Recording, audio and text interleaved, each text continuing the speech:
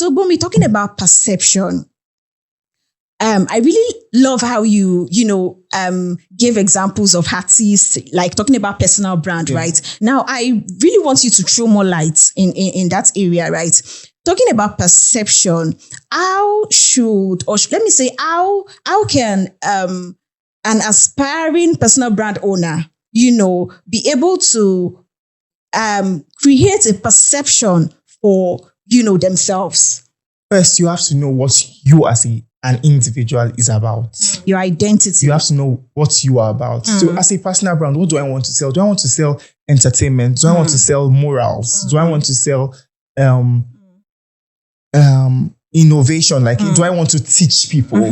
You understand? What do I want to do? Absolutely. Then again, who are my target audience? Children? Is my target audience? Is it children? Is it teenagers? Is it people in university? Is it the high end? Is it you have to know all of this. You have to state them down. Okay, as a person, as Lagbaja, what do I want to do? Absolutely. What do I want to be perceived as? So if you have to state this down, and you also said core values when we were talking about business. Also as a personal brand owner, you also have your core values. You also have how people you want to see you and all. Like the last, when we had to reschedule, okay, I already knew that if anything that would make me come here, you wouldn't meet Gbohunmi. He's a different person you will see. I would have been stressed. Oh, okay. I'll get here cranky. Okay. I'm not going to be the lively person that everybody knows. So it's that's why we had to reschedule. I just stay back. So there's some things you have to, and for your own personal brand, you have to be very, very strict. That's the word. You have to be strict about your personal brand, even your business brand. For anybody starting any branding, personal or business, you have to be strict about it because it is your core value. That is what anybody will remember. So if you're even teaching your staff, because even as a personal brand, you have team members, right? Yeah, you have your people that work for your brand as a personal brand. Absolutely. So you have to always insist, telling them there are some languages you can't communicate with people. Even in let me say you're posting, there are some words you can't use in your captions. Absolutely. When you're communicating with a client, there's a way you communicate. There are colors, down to colors. Absolutely. My brand, for instance, now, as a person, I don't like yellow. Okay. I don't like yellow. So I've seen myself in a way just turning down deals just because of the color yellow. Really? Yes. Regardless of how much they're willing to pay you. Let's not get it there yet. Let's not get there. Because money can stop people. It's a different thing when the brand, a brand can have two colors, like yellow being their primary. I get it. So imagine since we're not dropping names here, and I will not even drop names. I don't want us to there's a brand. So even down to colors, you have to be very strict about it. The minimal thing. You might think, this is not a lot, but it affects your brand. Absolutely. So you have to be ready to make some sacrifices. You have to be ready to be strict on yourself, be very disciplined on yourself. So that's the only thing I'll tell anybody starting a brand, a personal brand. Be very sure of your own core value as a person. Be sure of how you want to be presented, how you yourself, you want to perceive yourself. Because it's the way you put out yourself. Absolutely. That you be addressed. Yes. Absolutely. If you put out your brand as a very basic brand, people would take you like that. Absolutely. You don't need to have all the money before you put yourself as you have all the money. Because again, it's how you put yourself, people will address you. Wow, amazing. Thank you, Gbohunmi. So ladies and gentlemen, branding is all about perception, how you're being perceived by your target audience, right? And in the first episode, we talked about effective brand communication. And all of these things can be done, right, without effectively communicating your values, your identity to your target audience. Emphasis on target audience, because we will actually talk more on target audience. But I want us to go further on perception. Okay, let's take, for instance, a personal brand owner has stated their values, their identity, and all of that, their core values, right? And they have a target audience. Their target audience understands 100% what this person stands for, right? But there is this general audience. Let me use general audience, not a target audience now. Yeah. General audience, they tend to believe what they want to believe, regardless of how clear the personal brand owner, is really making his or her identity, so clear, right?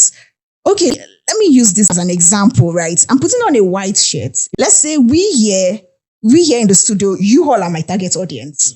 You know this is white. Mimi is putting on white, right? But there are these people outside, the general audience. So somebody just, stands up to say, no, Mimi is not putting on white though. The person can see clearly that this is white. But maybe because of whatever reasons best known to, such individuals, the person stands up to say, no, this is not white, this is black.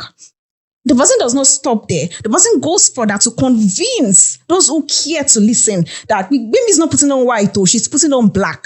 And that is what we are standing for.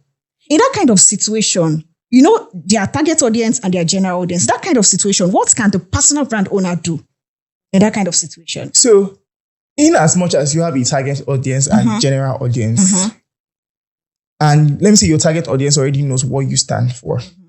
Now, this general audience, you can't just overlook them because they can influence your target audience. Absolutely. I love that.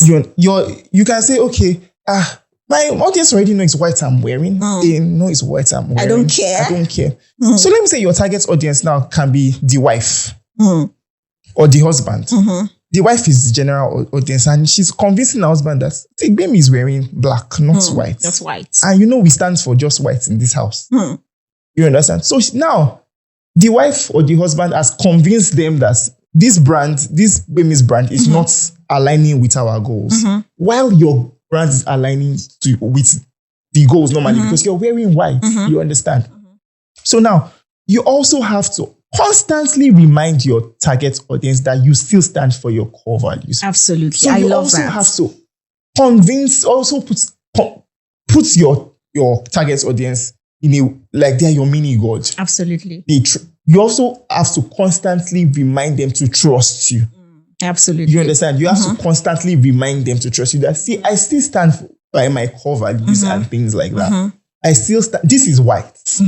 This is why it is white. Regardless of what anyone is saying. It's white because you can even go as far as doing how do I put it? Like a risk or a test run. Analysis. Right. Make them see. Go be as practical as possible. This is white because if I carry this red color and put on this now, the red will show. If it was a black outfit, this red might not be as obvious as it is right now. So you always have to remind your audience that continuously.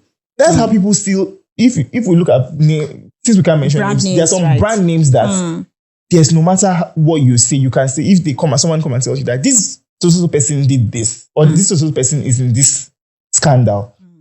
You don't know this person. You've not met this person before. You and this person has not been in the same room. But because of what you perceive about this person, you will be able to beat your chest and say, no, this person didn't do this. There are people like that. Those are for the target audience. What about the general audience? That's what I'm saying. Most times your general audience will not buy into you. They would not. So you don't necessarily pay attention to them. Keep them. Don't use all your body to. How I put it, I don't use all my body to look at my general audience. Because these things happen, it is so relatable. Honestly. Sometimes when I post and I'm going through my comments and I'm like, how did what I'm saying, how does it relate to this? You understand? So I most times you see me deleting comments, deleting some reactions to my posts, also coming back to explain my posts, so also coming back to explain things. It's not because of the general audience. There's an audience. Your target audience. They need to know that, see, don't listen to the Ariwaja. It's me you should listen to. So that's why I said, you constantly have to remind your target audience to trust you. Amazing. That's by sticking to your brand, being very consistent, consistent. Be consistent with your growth. Absolutely. Be consistent with what you're doing. Absolutely. Regardless of anything the general audience is saying, your target audience will still be your target audience. Thank you, Gbohunmi. Ladies and gentlemen, I would want to shed more light on this, right? Target audience, I would say they are very important. The general audience too, they are so important, but I always love to tell my clients that there's always an audience for every niche, every sector, every industry, whatever you do, there's always an audience for you. You would always find those who love what you do. So to me, I believe sticking with your audience is just the way to go. Stay with them regardless of anything. Regardless, because at the end of the day, they would be your brand advocates to even convince the general audience that this is not what this person stands for. We know him, we know her, right? They will go, you know, these are people that don't even know you personally one-on-one, just from what they know about your brand. Absolutely. So focusing on your target audience amongst the general audience is really, really important, because honestly, most people, they tend to, you know, just carry rumors based on whatever. It could be from a damaged kind of perspective. It could be from bitterness. It could be from envy. It could be from jealousy. So how can that personal brand owner, you know, navigate that kind of situation? So most times I would just say focus on your target audience, right? But if it is now going way beyond what you can handle, bring in experts. Like PR experts, those that can mold your perception, right? Those that can, you know, speak to the media, those that can, you know, come in professionally to handle cases like that. And my brothers and sisters, if it is becoming something life-threatening, involve a legal expert. Yeah. Because Gbohunmi, these are things that happen in the industry, various industries, right? Even to business brands as well, not just personal branding, right? Business brands also suffer this type of things too. So you have to bring in, like she said, rightfully said, experts, people. Right. If it is more than what you can handle, right? If you've convinced your target audience that they know what you stand for, and somebody out there is just trying to, you know, damage your your perception and all of that. Them. I stand for people that sue. So please bring in experts, legal experts, you know, PR experts, and let them manage your brand for you. Ladies and gentlemen, we'll go on a quick break, and when we return, the LTB show continues. Stay with me.